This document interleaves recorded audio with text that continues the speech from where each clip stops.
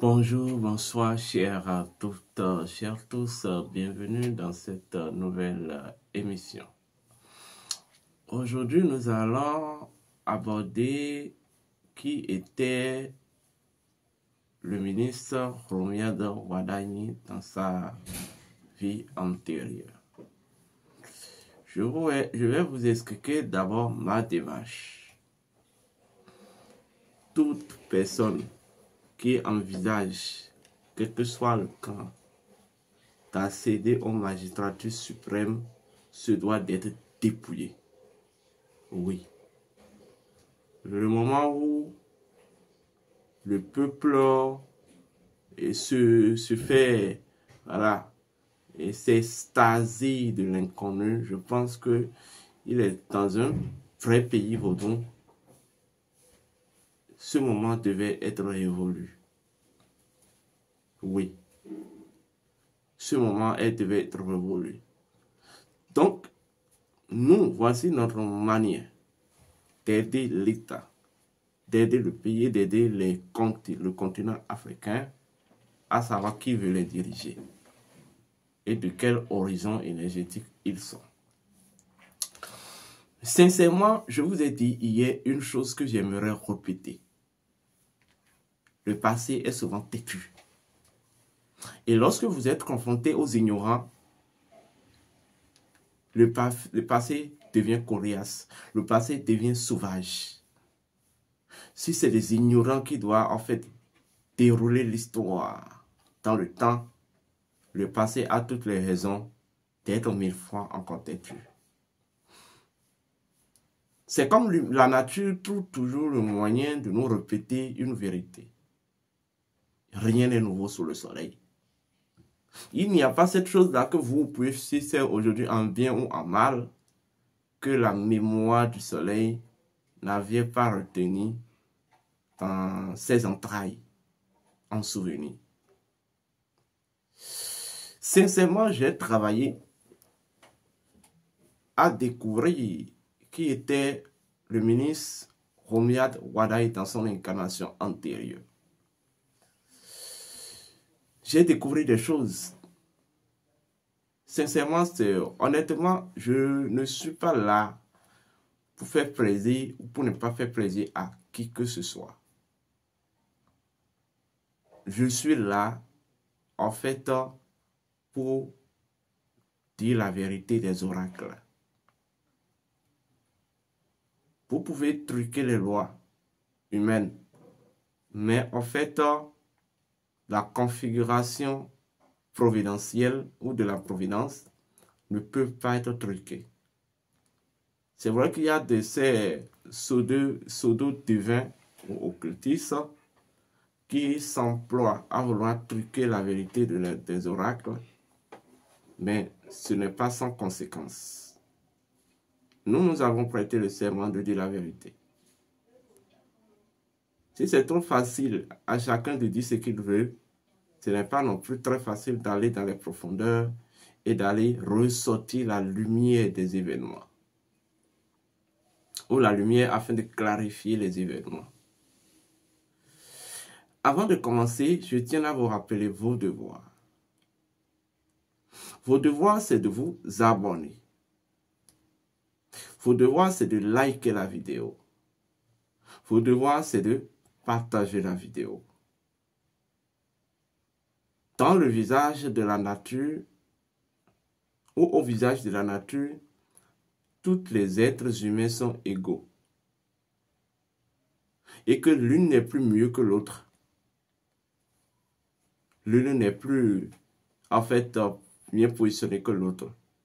Chacun a, excusez-moi, que les bénédictions soient. Chacun dispose de ses valeurs et qualités.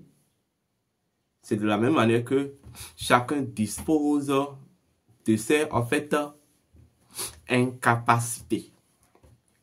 Donc, ça ne relève pas à un métaphysicien de faire de la partisanerie. Non. Parce qu'un métaphysicien, c'est tout simplement un technologue de la nature, comme j'ai coutume de le dire, c'est un technologue de la nature. Donc, il est garant même de la connaissance et de la vérité naturelle. Dans la manière dont la nature ne fait pas de la prédilection ou ne fait pas de fanatisme, c'est de la même manière que métaphysicien ne doit pas faire de la partisanerie. Voilà pourquoi il serait difficile aux métaphysiciens authentiques de faire de la politique. Donc, sincèrement, ce n'est pas pour plaire à quelqu'un. Ce n'est pas pour ne pas plaire à quelqu'un. Moi, je vais vous laisser le tissu. Maintenant, c'est à vous de coudre le pagne et en fait le style que vous voulez avec, le design que vous voulez avec. Est-ce que vous connaissez ce que c'est que la loi de la réincarnation? Oui, beaucoup se diront oui, je connais et autres. Mais est-ce que vous savez le mode opératoire, le modus operandi de la loi de la réincarnation? La loi de la réincarnation, selon le modus operandi de la loi de la réincarnation, le présent, c'est le futur passé. Je répète. Le présent, c'est le futur passé. Ce qui doit se dérouler en 100 ans, c'est déjà passé il y a longtemps. Et c'est la résultante de ce passé futur qui génère le présent qui sera un portail à la récurrence d'un futur passé. Voilà pourquoi les anciens consultent l'oracle pour des faits à venir. Parce que, en fait, quand les anciens disent il ne faut pas se soucier du lendemain, cela signifie tout simplement que le lendemain n'est nulle part. Le lendemain, c'est déjà passé. Et que c'est en fait en purifiant ce futur passé et en clarifiant le présent que, en fait, le lendemain est assuré. Vous ne pouvez pas vous accrocher du lendemain si le lendemain passé dispose des séquelles, vous voyez, qui compromet le présent, qui est comme portail à la récurrence d'un lendemain passé.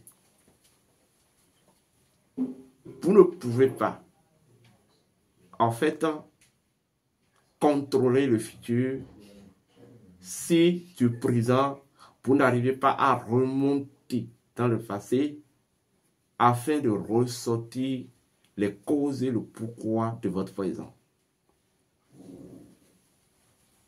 Dans la nature, chacun et chaque chose est à sa place, à sa juste place, et joue son vrai rôle.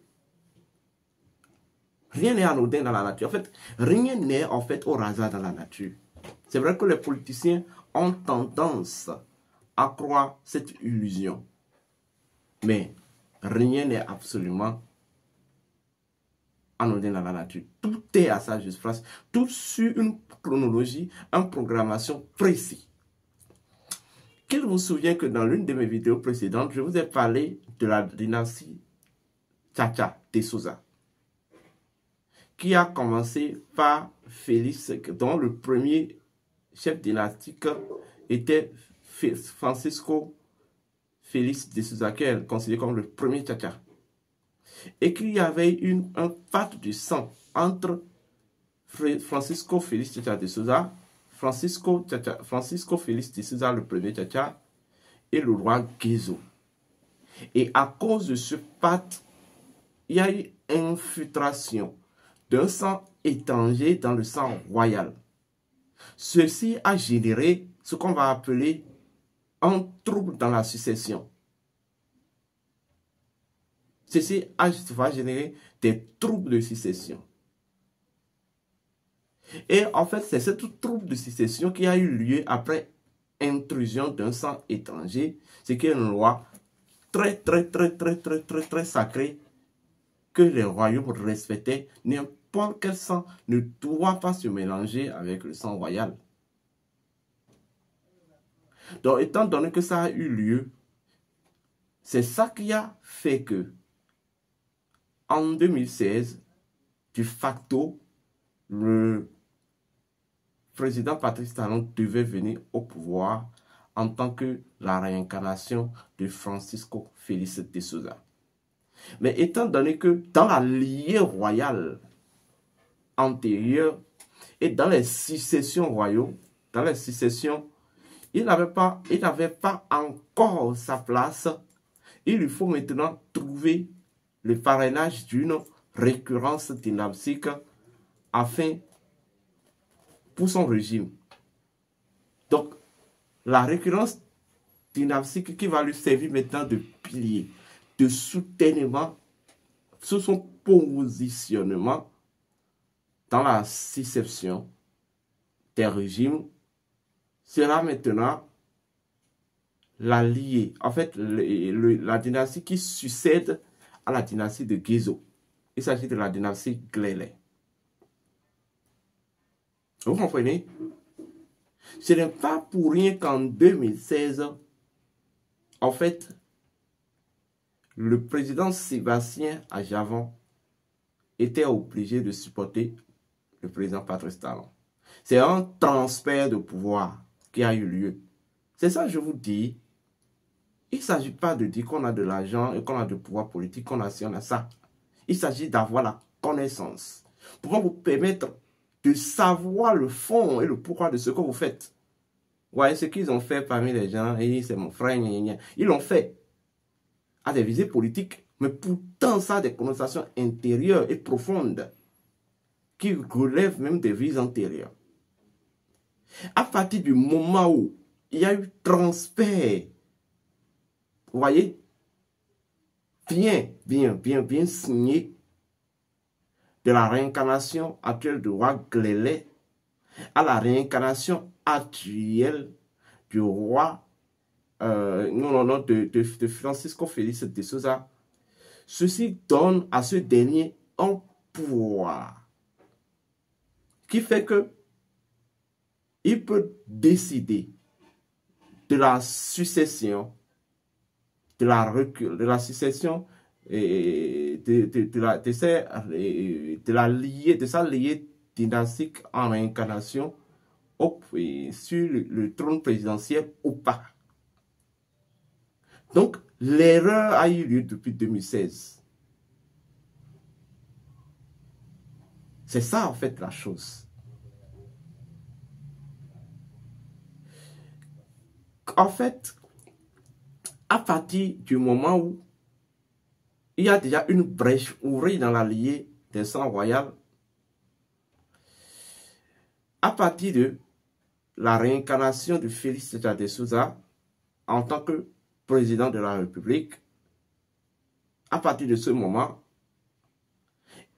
il y a deux tendances qui se présentent. Soit après le règne Talon, dirigé par la réincarnation de Félix de Souza sous la forme de Patrice Talon, à partir de lui, soit le Bénin essaie de repositionner les cartes afin de continuer dans la succession normale, c'est-à-dire on passera à la succession dynastique, on passera à la récurrence de la dynastie Béranzin, et en fait sous l'autorité de la réincarnation du prince Wanilo, et que je vous ai dit qui est Wanilo actuellement. Soit les forces vont continuer dans leur contrebalancement et on va passer maintenant à la succession. Vous voyez, il y aura effectivement la récurrence dynastique Béranzin, c'est-à-dire le nouveau régime qui vient, mais qui sera sous l'autorité d'un fils réincarné de la lignée Tchatcha. C'est les deux options qui se présentent en 2026. C'est au Bénin et c'est aux forces vives spirituelles et à la conscience collective de décider, sans parti pris. Et lorsque la succession normale va être boycottée, bâclée, ceci va générer encore plus tard des conséquences dans le futur et dans d'autres vies.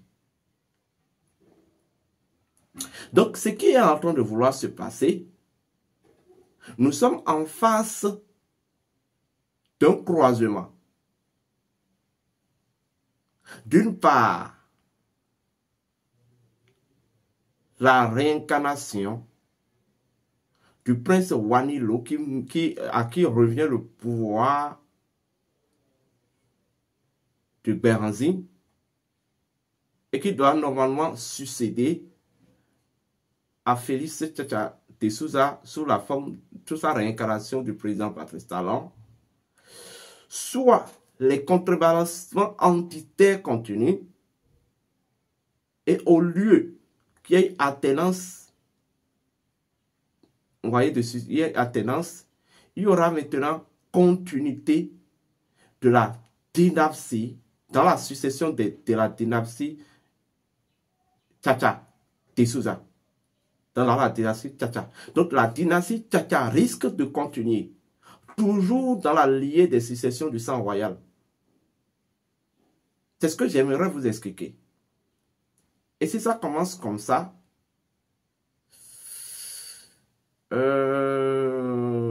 ça ne serait pas trop cool.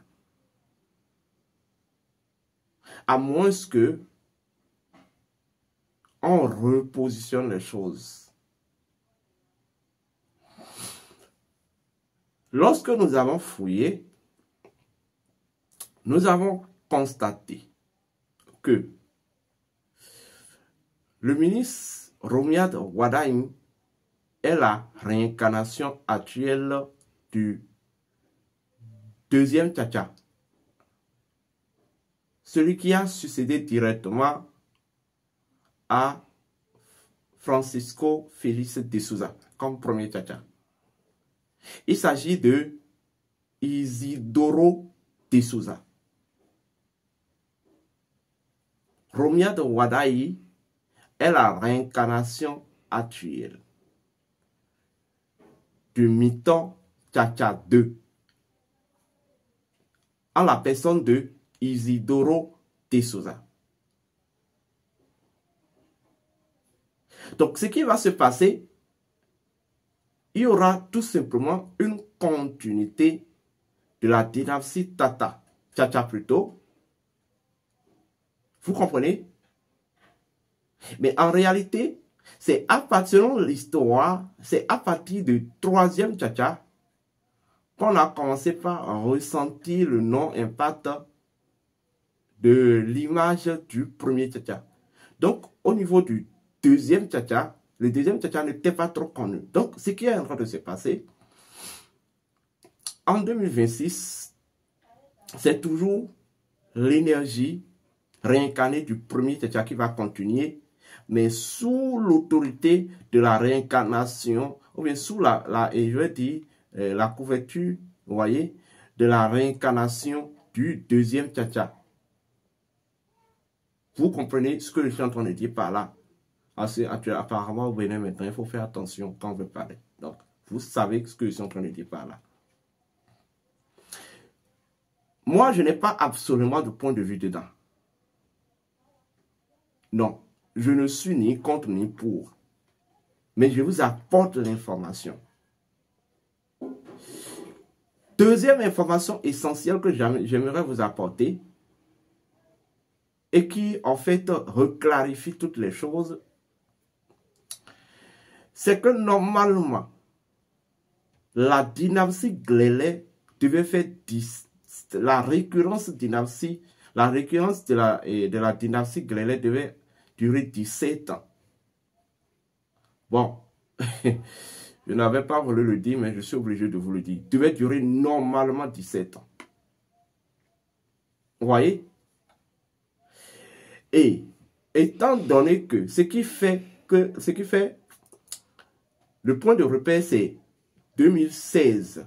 Donc 2016 plus 17, ça fait exactement 2033 ou oui, 2033. Mais étant donné que celui qui est la réincarnation du Francisco Félix de Souza n'est pas censé continuer pour boucler la récurrence la récurrence de la dynastie Glélé. Celui qui va le succéder, si ça vient de son camp, va juste continuer la dynastie Glélé. Vous m'entendez très bien, j'espère. Il va juste continuer. Il sera président, mais il va en fait... On sera toujours dans les dynasties Glélé pendant 7 ans. Mais si celui qui vient, en fait, est véritablement, ou si c'est la réincarnation de Wanilo qui vient véritablement, il y aura une rupture dynastique, une rupture de contenu, et dans l'air, il y aura une rupture de l'air de la récurrence de la dynastie Glélé.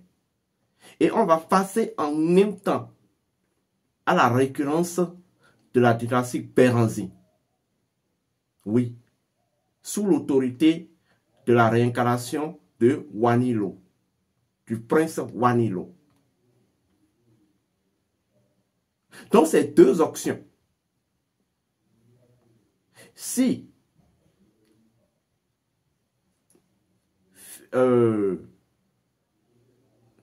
Romiad Monsieur Romiad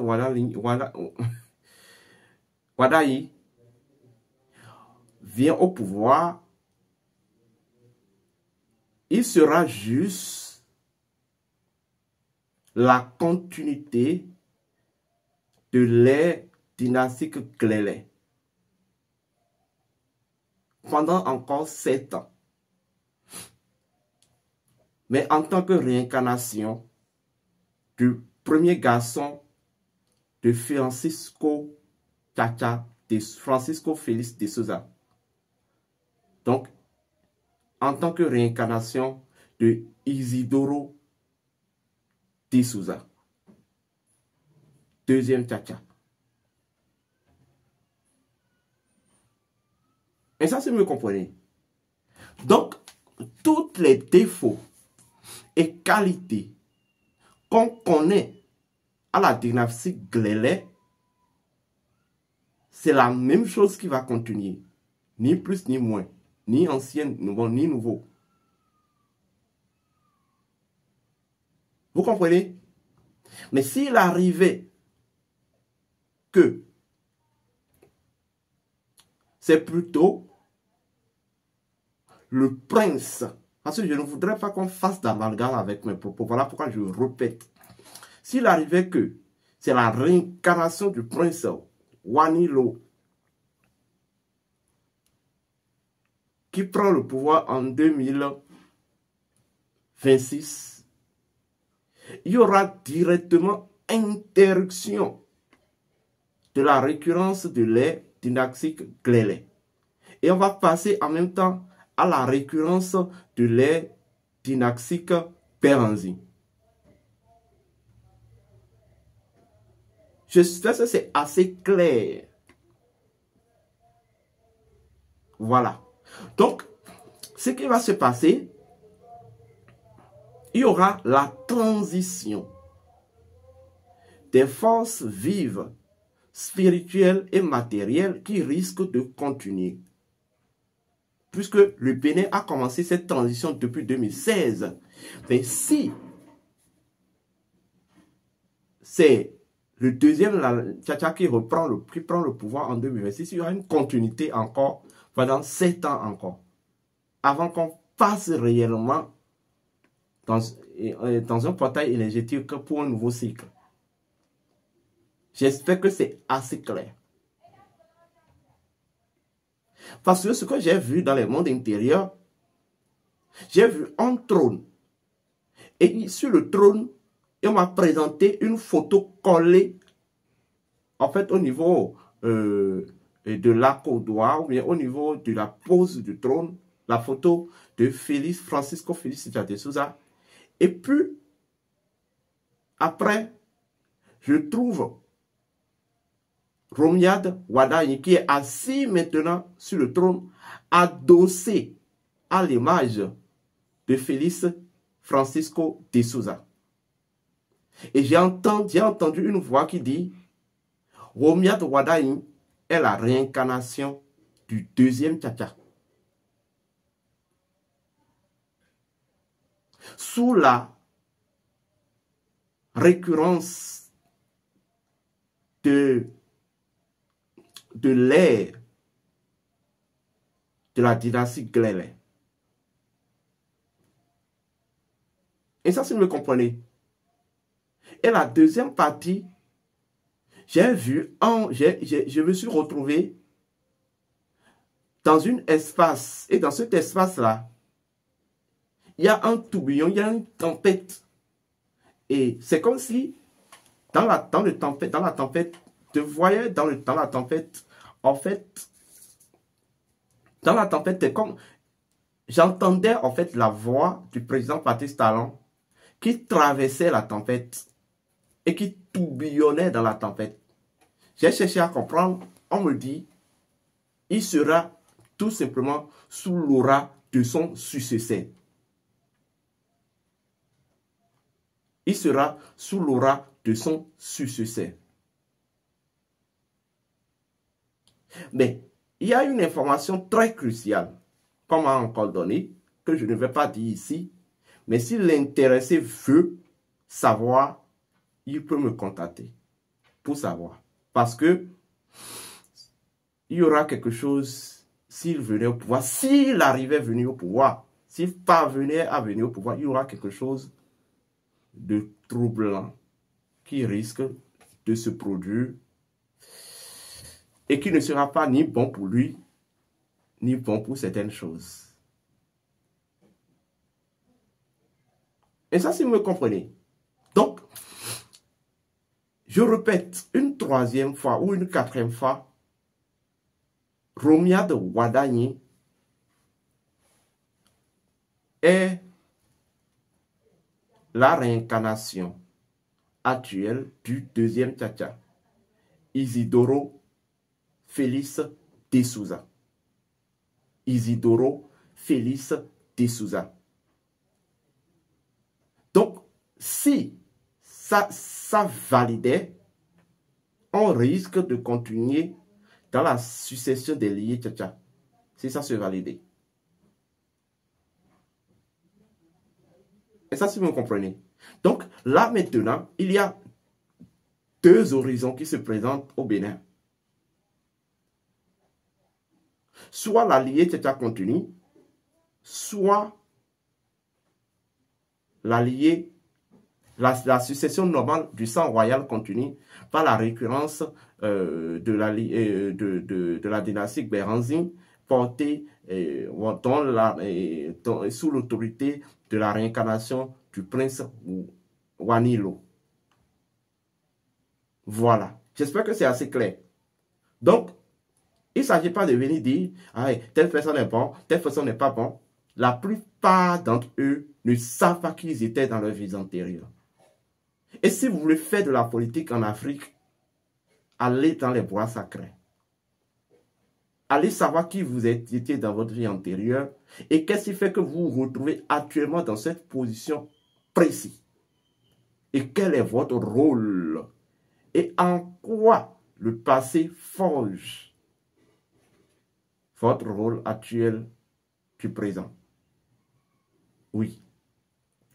Tous les politiciens qui aimeraient faire cette investigation afin de savoir qui ils étaient dans leur vie antérieure, pour savoir le pourquoi de leur position actuelle et en quoi leur position présente constitue un portail pour une mission future, eh bien oui, je vous conseille de souscrire à l'étude d'équation d'incarnation.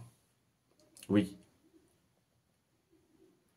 L'étude d'équation d'incarnation. Donc, vous pouvez savoir en réalité.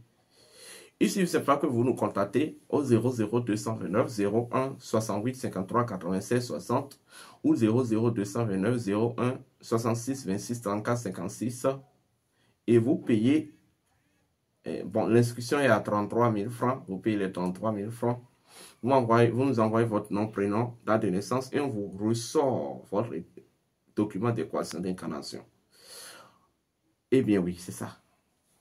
Donc, pour quelques-uns, voilà, c'est un cadre que je viens de faire.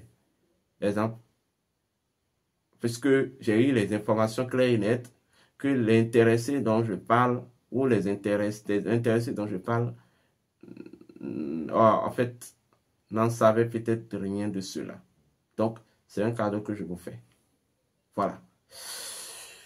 Bon, au peuple béninois de décider, à la conscience collective de décider de quel horizon prendre. L'oracle a dit ce qu'elle doit dire. La providence a parlé. À vous de prendre vos décisions et de savoir quelle orientation prendre. Si vous avez envie de nous contacter, faites-le au 00229 01 66 26 34 56 00229 01 68 53 96 60. Et je vous rappelle, je ne fais pas de la politique. Pour moi, la politique normale ne devait pas être ce qu'elle est actuellement dans les pays africains. Et tel que la politique est, ne me permet pas moi de faire de la politique. Donc, je ne fais pas de la politique. Mais le Bénin, quoi qu'on dise, c'est notre pays. Lorsque les Suisses semblent n'aient rien dit, lorsque le mal se déroule, eux aussi font un jeu de mauvais. Portez-vous bien. Route.